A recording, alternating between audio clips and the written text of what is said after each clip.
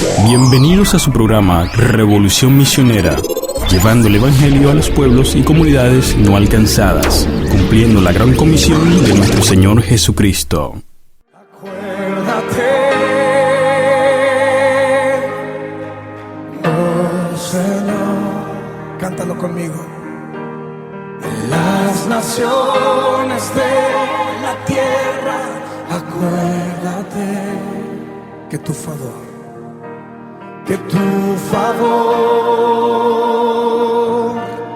y tu amor se han derramado sobre el mundo, oh Señor, en tu bondad. Acuérdate, en tu bondad.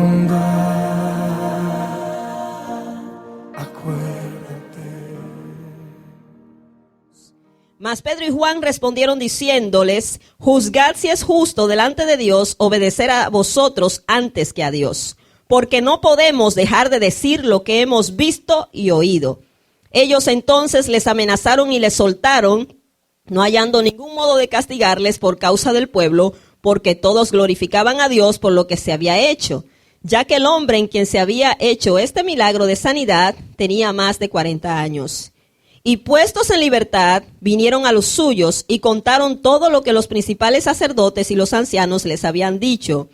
Y ellos, habiéndolo oído, alzaron unánimes la voz y dijeron: Soberano Señor, tú eres el Dios que hiciste el cielo y la tierra, el mar y todo lo que en ellos hay, que por boca de David tu siervo dijiste: ¿por qué se amotinan las gentes y los pueblos piensan cosas vanas?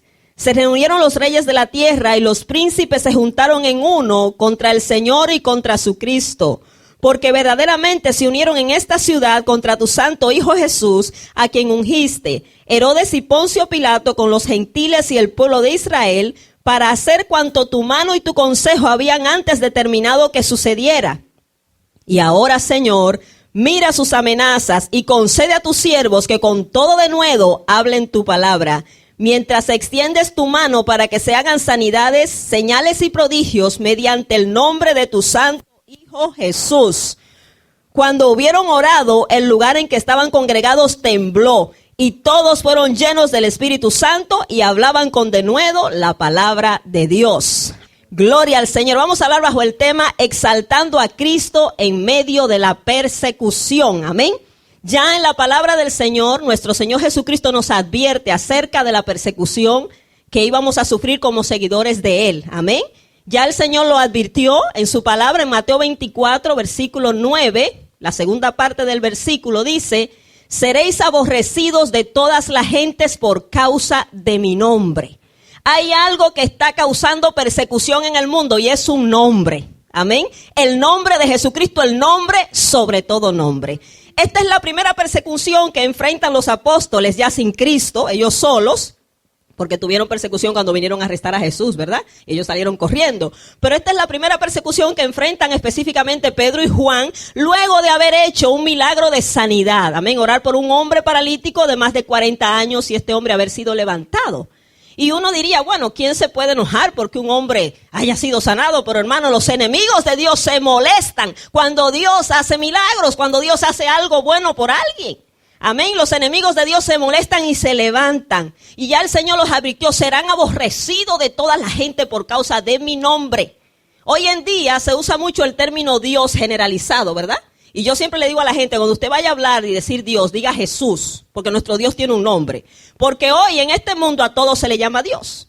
Y Dios por aquí, ellos no se molestan si usted dice Dios, porque Dios puede ser cualquier cosa.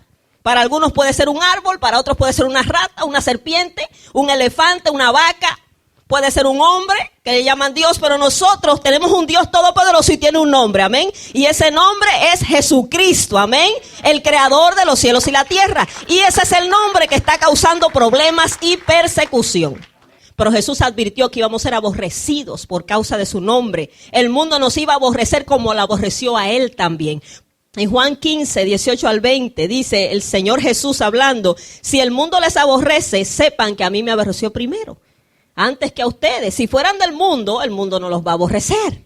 Pero como ustedes no son del mundo, yo los elegí del mundo y los saqué del mundo, el mundo les aborrece. Ustedes no son mayor que yo, el siervo no es mayor que su señor. Si a mí me rechazaron, a ustedes también. En Juan 16, 2 al 4, el Señor dice, les van a expulsar de las sinagogas. Y aún viene la hora cuando cualquiera que les mate a ustedes va a pensar que está rindiendo servicio a Dios, como Saulo de Tarso. Amén, que mató cristianos en nombre de su Dios, pero no conocía a Jesucristo. Y dice el Señor, mas os he dicho estas cosas para que cuando llegue la hora se acuerden que yo se los había dicho. Ya estamos advertidos. En Juan 16, 33, en la segunda parte del versículo, el Señor dice, en el mundo tendréis aflicción, pero confiad, yo he vencido. Así que hermanos, eso está profetizado, el cristiano va a ser perseguido. Eso es parte del evangelio, eso viene en el paquete. Amén. Hay muchos que quieren la gloria y el poder y lo bueno y las bendiciones, pero no quieren la cruz, no quieren la persecución. Y eso no puede ser. Si no hay cruz, no hay verdadero cristianismo.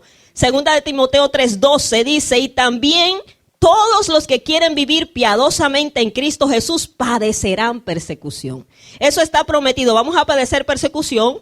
Todos nosotros tenemos persecución espiritual, todos nosotros, porque tenemos un ataque continuo. El enemigo anda persiguiendo, molestando, dice, está al acecho, anda como león rugiente buscando a quien devorar.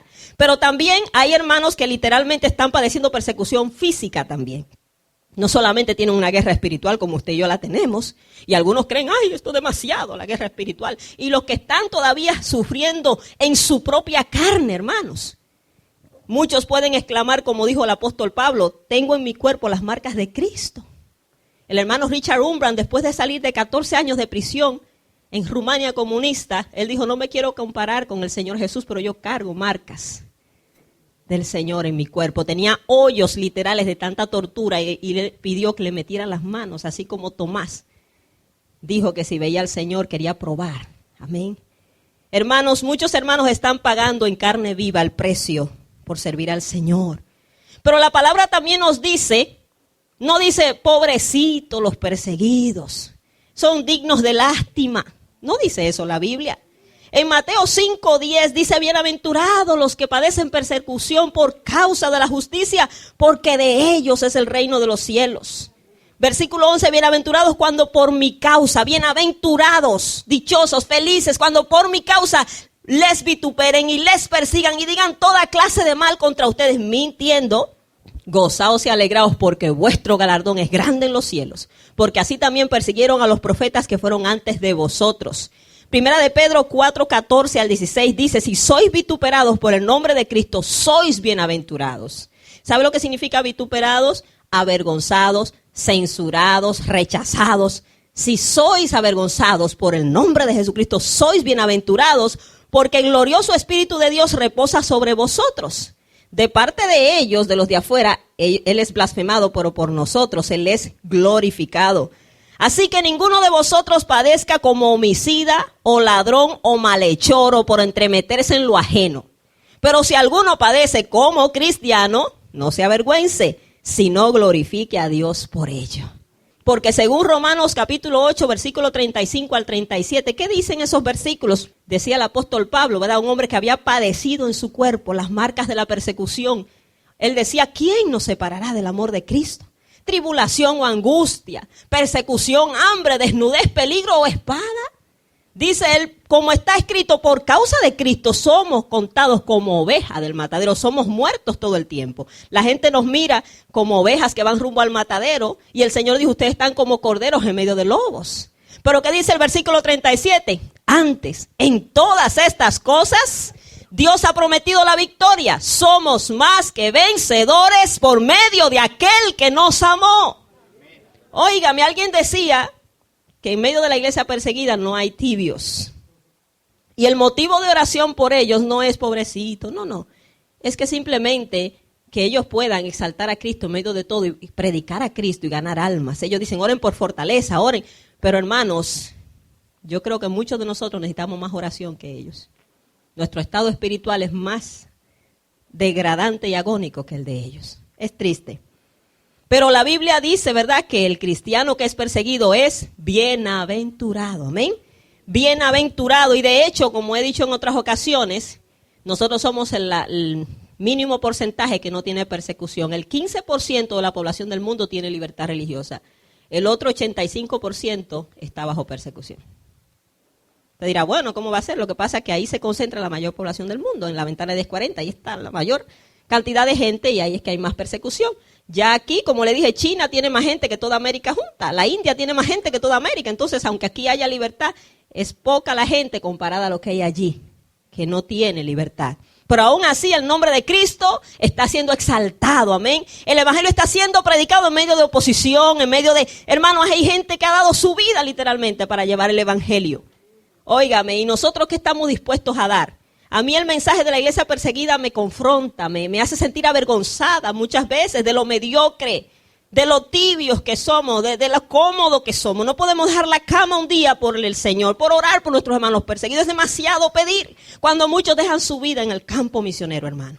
Dejan sus familias, padecen tantas cosas. Ahora, ¿qué pasó aquí en esta lectura que hemos leído, que a mí me encanta?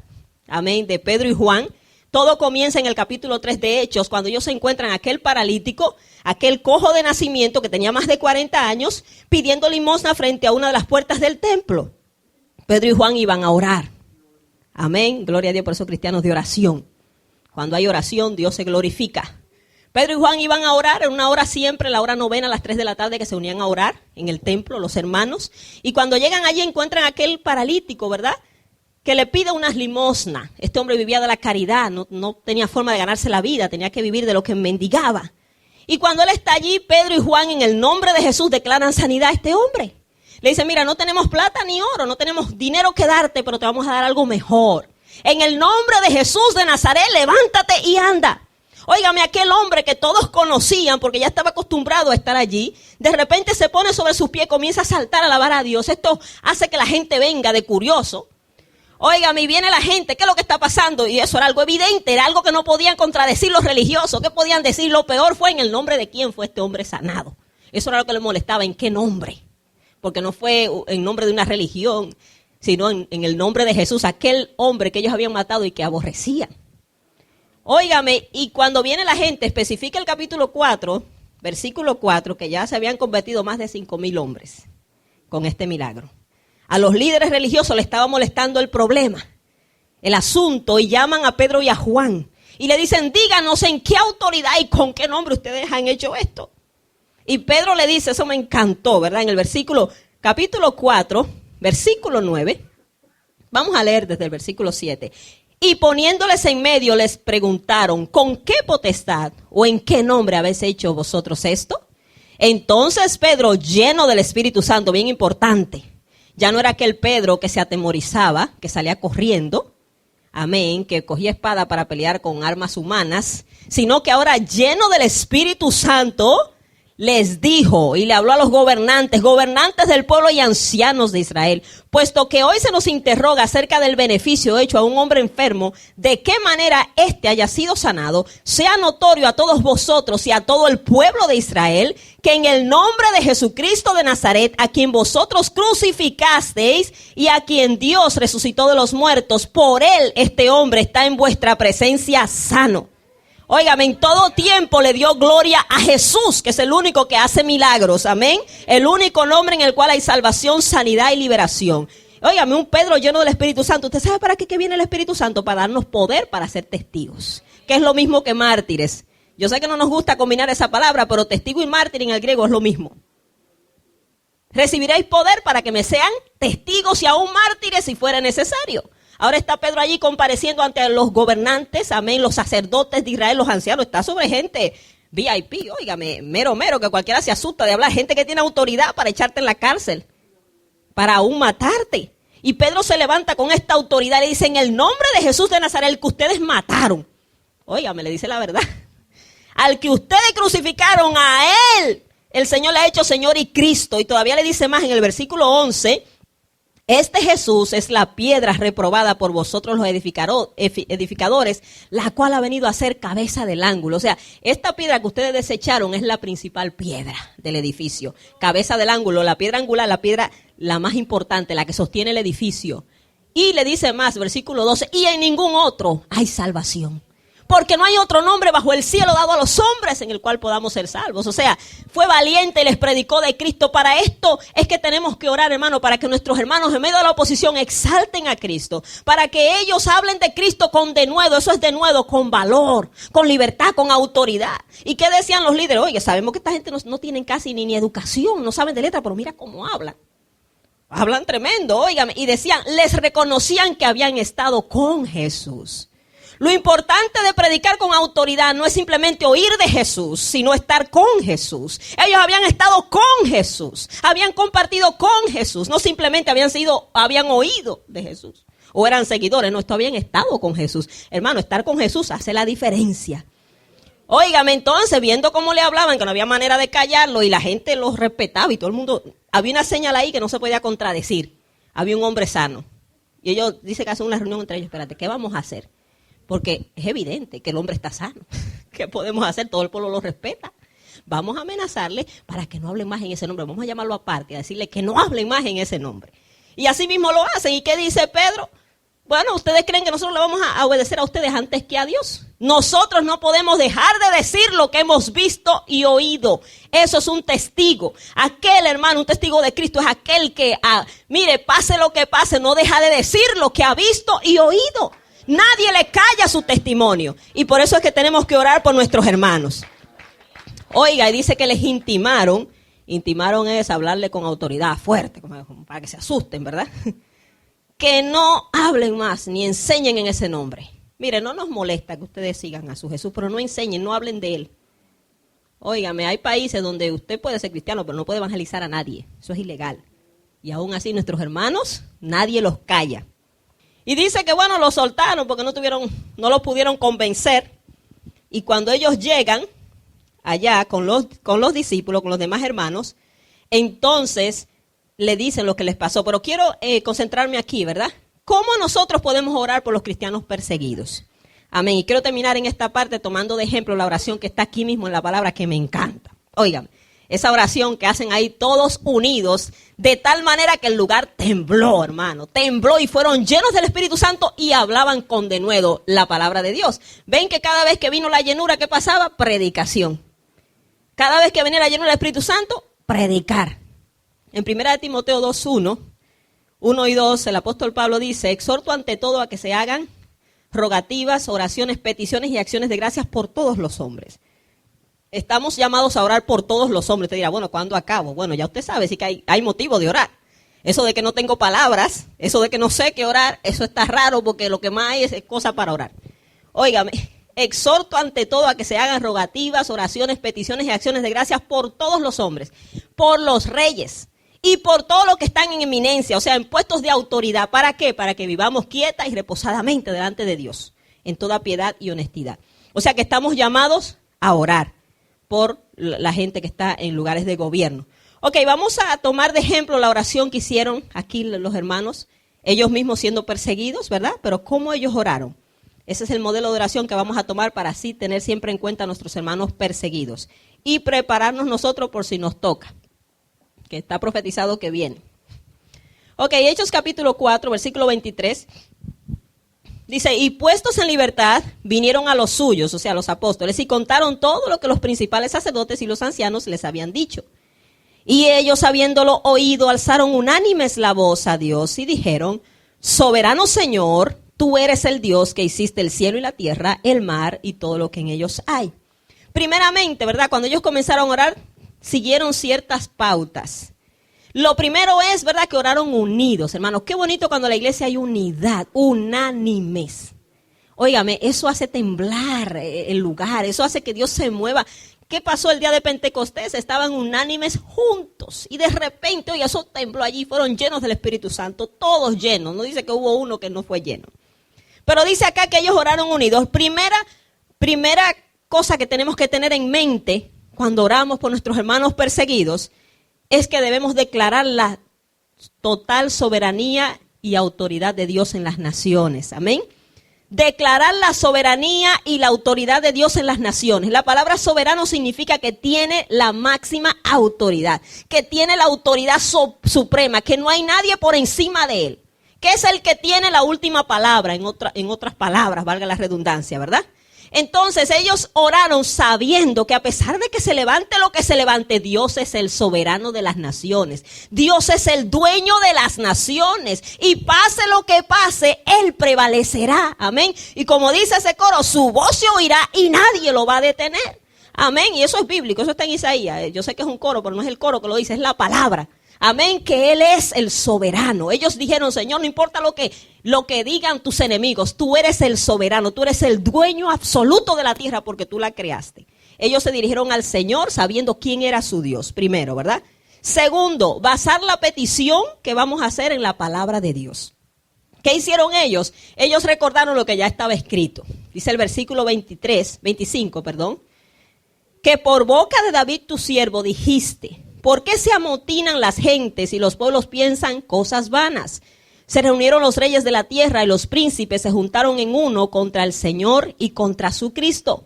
Porque verdaderamente se unieron en esta ciudad contra tu santo Hijo Jesús, a quien ungiste Herodes y Poncio Pilato con los gentiles y el pueblo de Israel, para hacer cuanto tu mano y tu consejo habían antes determinado que sucedería. O sea, simplemente se basaron en la palabra, lo que ya estaba escrito. Eso está en el Salmo 2, por si usted no lo sabía, donde se profetiza que David, aunque el Salmo no especifica que fue David, pero aquí dice el Espíritu Santo que fue David que habló, amén, de la persecución que iba a haber contra el Señor y contra su Cristo, contra su ungido. Yo quiero que vayamos al Salmo 2 para que usted entienda eso. Salmo 2, 1. Ya esto estaba escrito. ¿Por qué se amotinan las gentes y los pueblos piensan cosas vanas? Se levantarán los reyes de la tierra y príncipes consultarán unidos contra Jehová y contra su ungido, o Cristo, que es lo mismo. Cristo significa ungido, igual que Mesías, diciendo: rompamos sus ligaduras y echemos de nosotros sus cuerdas. O sea que los hombres quieren desligarse de Dios, quieren hacer su vida por su propia cuenta. Versículo 8. Oiga esto estaba profetizado, pero hay gente que dice: pero ¿para qué orar, hermana, si eso está profetizado que va a pasar? Déjeme decirle algo. Sí, está profetizado que va a pasar, pero también está profetizado que nuestro Señor tiene la victoria y que Él es el que domina y gobierna. Y no podemos, aunque esté profetizado, no es para quedarnos conforme a que esto va a pasar. No sé si me entiende. Ellos dijeron: Señor, tú dijiste eso, pero en medio de todo, glorifica a tu Hijo Jesús. En medio de todo, salva las almas. Amén. No podemos quedarnos neutrales porque ya Dios dijo que iba a pasar. Ahora, ¿qué dice también? Dios dijo que las naciones son herencia de su Hijo. Sí, está profetizado que los enemigos del evangelio se iban a levantar, pero también dice que las naciones son de Cristo, son posesión de Él. Y habla de que pidamos por posesión las naciones para Cristo, no para nosotros, ¿verdad? Esa oración es a Cristo. Pídeme, te daré por herencia a las naciones. Entonces tenemos que orar. El Señor no quiere que seamos cristianos conformistas porque eso va a pasar. No, usted tiene que orar para que el Señor se glorifique a pesar de lo que está pasando. Gloria al Señor.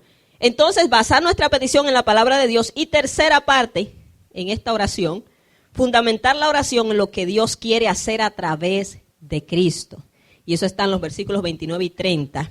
Dice: y ahora, Señor, mira sus amenazas y concede a tus siervos que con todo denuedo hablen tu palabra, mientras extiendes tu mano para que se hagan sanidades y señales y prodigios mediante el nombre de tu santo Hijo Jesús.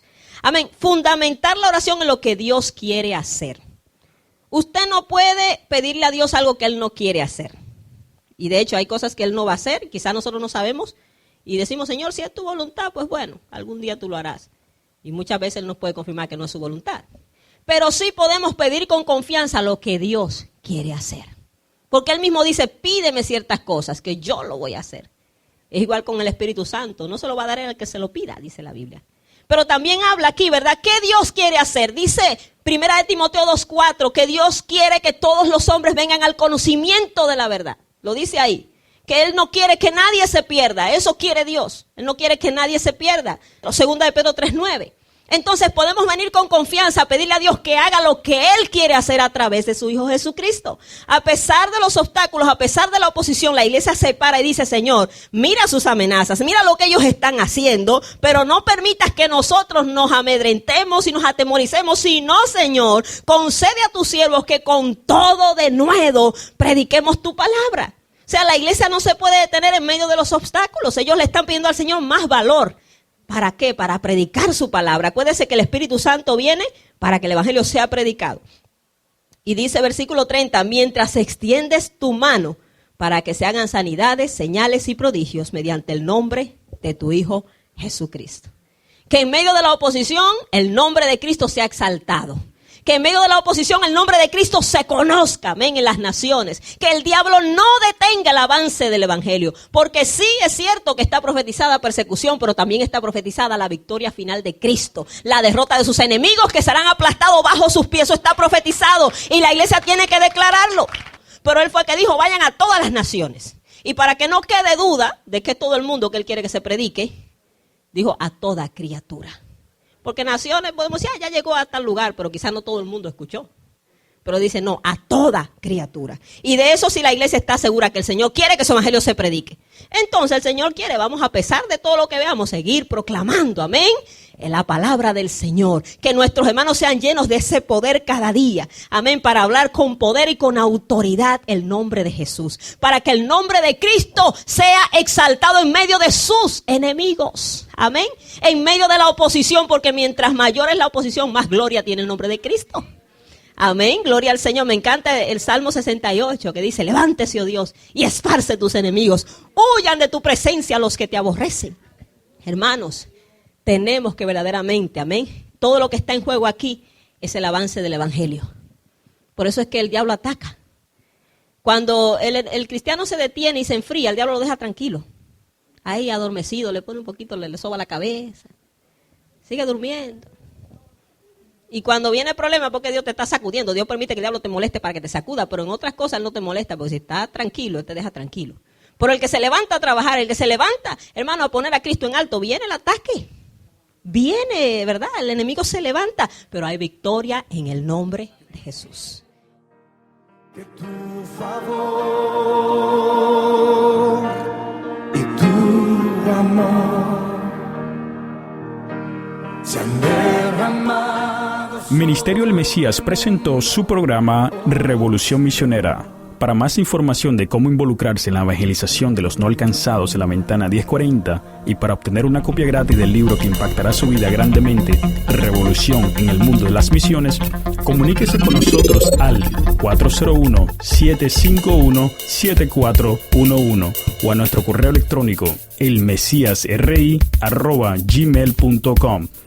También puede seguirnos en nuestra página de Facebook, Ministerio El Mesías RI, para mantenerse al tanto de nuestros programas. Si no tiene una iglesia donde congregarse, le invitamos a que nos acompañe a nuestros servicios martes y jueves 7:30 de la noche y domingos 10:30 de la mañana. La Iglesia Evangélica El Mesías está localizada en el 770 Admiral Street, Providence, Rhode Island, 02908. Que la gracia y la paz del Padre y del Señor Jesucristo sean sobre usted.